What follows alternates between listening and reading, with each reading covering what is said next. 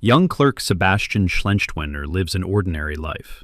During the day, he works at a bank serving customers, and in his free time, he releases videos on YouTube where he talks about his unusual hobby. Sebastian is into safe cracking, and the more complex the lock, the more interesting it is to him. In his latest video, Sebastian tells his favorite story about an unparalleled master, a locksmith named Hans Wagner. His wife and children died tragically, and Wagner dedicated his life to his career. He created 4 safes, one for each opera by Richard Wagner from The Ring of the Nibelung cycle. Each safe had its own name: Das Rheingold, Die Walküre, Siegfried, and Götterdämmerung. According to legend, if anyone tries to open their locks by force, all the contents of the safe will burn, and the lock itself will snap shut forever. According to the legends, Hans Wagner created one more safe, a 5th one, in which he locked himself and died. His colleagues tried to free the master, but they couldn't succeed. Thus, the 5th safe, which became Wagner's tomb, was dumped into the ocean, where, according to legend, it still remains. It served as his tomb and was dropped into the ocean, with his body still inside. Rumor has it that the first 3 safes are still in use, but their location remains a mystery to all safe breakers. What happened to the 4th, which bore the name Götterdämmerung? Nobody knows. No matter how hard Sebastian tried, nobody watched his videos. But when he received a notification at work, his joy knew no bounds. Someone not only watched his video, but also left a comment, which you can also leave under my video. The unknown commenter left an address and invited Sebastian to demonstrate his skills. The code word that Sebastian had to say on the spot was Götterdämmerung, Twilight of the Gods. To say that this interested the young clerk would be an understatement. I was told to say Götterdämmerung. Arriving at the address, Sebastian finds himself at an underground safe-cracking competition. The guy doesn't understand what's happening here, or who all these people are, but quickly gets into the game. He wins 2 rounds, where participants had to crack locks against time, and advances to the finals. In the final round, Sebastian gives his opponent a head start of several minutes, and begins cracking only 30 seconds before the end of the round. Effortlessly, almost playfully, Sebastian opens the safe door in 8 seconds and becomes the new champion. The audience is thrilled. Everyone except the losing participant applauds the winner. Sebastian thanks the people and notices among them a woman named Gwendalyn, the only one, in his words, who genuinely smiled at him. The next day at a cafe, Sebastian meets Gwendalyn and learns that she was the one who invited him to that game in the basement, and she is his only YouTube view. The woman tells him about herself and shows Sebastian items stolen in 7 minutes from visitors at this cafe. It turns out he's facing a famous jewel thief wanted by Interpol. She and her team rob banks all over the world, and now she's inviting Sebastian to join them. The guy thinks it's all a prank, but Gwendalyn convinces him otherwise. She says that in their next job, no one can help them except Sebastian. After all, their target is 3 legendary safes created by Hans Wagner. Due to a mysterious epidemic in America, in 96 hours, the safes will be taken out of service, and this is the last chance to solve the Great Master's puzzles. The world has come to an end, so this is also the last chance for Sebastian. All day he pondered Gwendolyn's offer. Falling asleep to the evening news about the new virus, Sebastian had a nightmare. The poor guy dreamed of the undead craving to feast on his flesh. The terrible dream pushed the hesitant clerk to accept Gwen's offer. Sebastian came to the house the team of thieves was renting from some old lady. There, Gwendolyn introduces him to the rest. Their team consists of talented hacker Karina, the world's best drifter Rolf, the team's personal superhero Brad Cage, and of course Gwendolyn. After introductions, Karina immediately brings the newcomer up to speed. They manage to gather information about the location of 3 legendary safes, namely Das Rheingold in Paris, Die Walküre in Prague, and Siegfried in St. Moritz.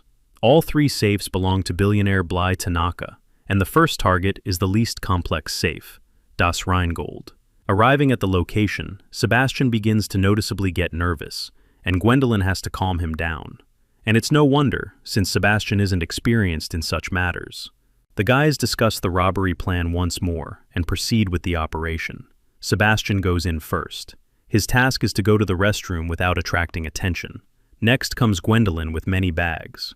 She needs to steal keys from the guard, and for her, it's a piece of cake. Then at reception, she asks to be escorted to the vault, where they had previously rented a box under a fictitious name.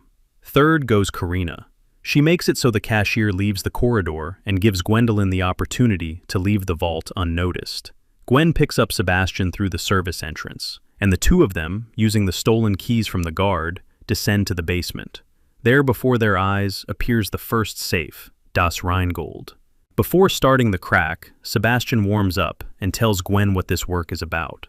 But Gwen reminds him they don't have much time, and Sebastian begins. He listens carefully to the mechanism's operation until he hears characteristic clicks, and then movement indicating the lock is open. He performs this manipulation with all 3 locks and opens the safe.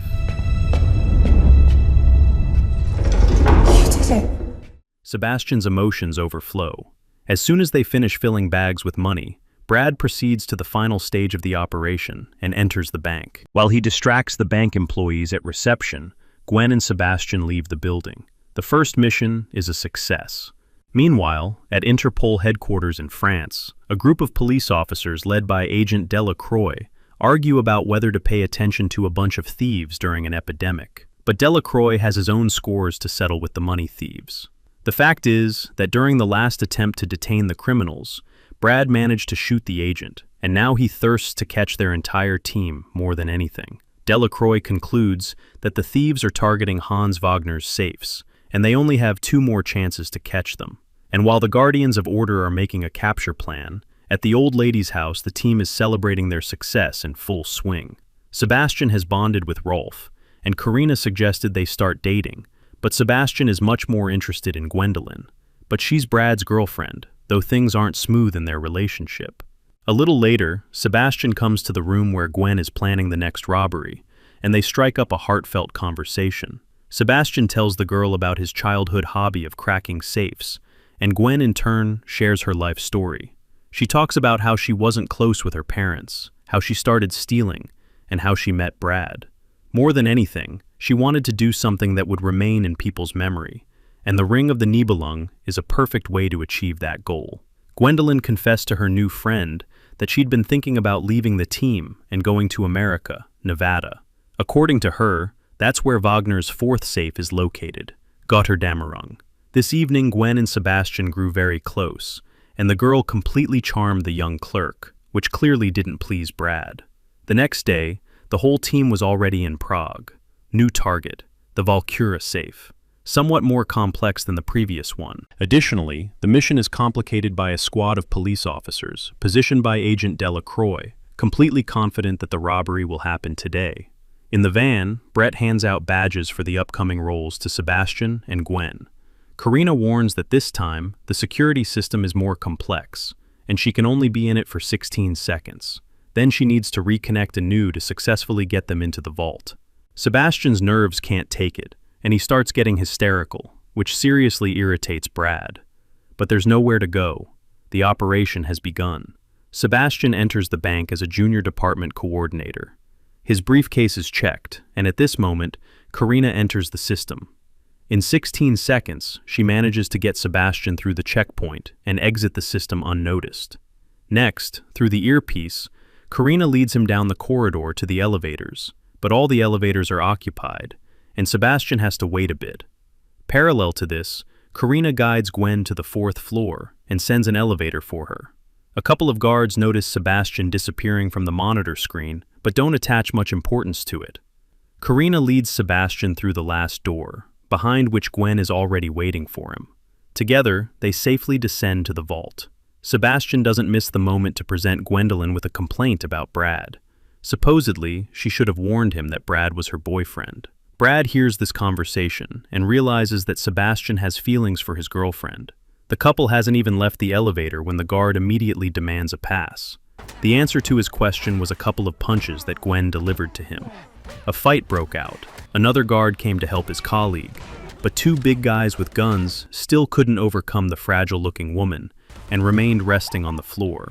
Approaching the safe, Sebastian launches into telling the story on which the great Wagner based the Valkyr design. And while he was pontificating, Agent Delacroix decides not to wait for the robbery and enters the bank with his group.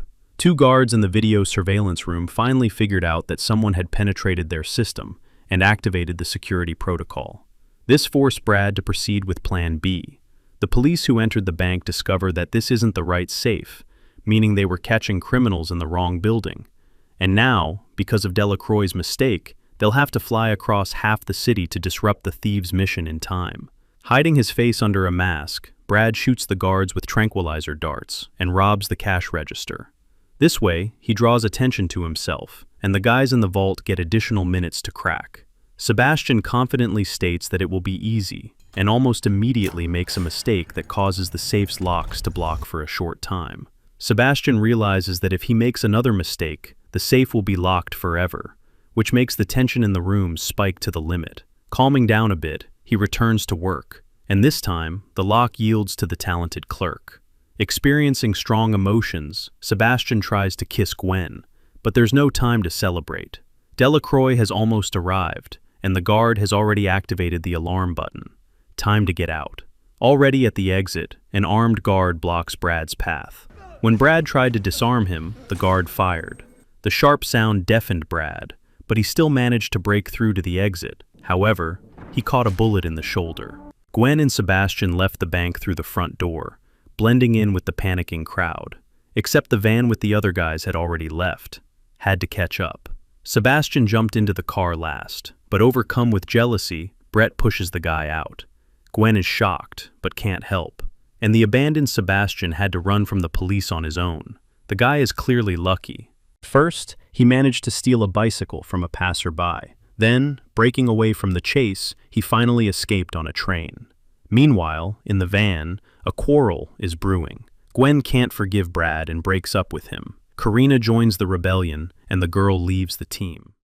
Let's be legends. Come on. Yeah, good luck. Upset, Sebastian returns home late at night, but unexpected guests are already waiting for him.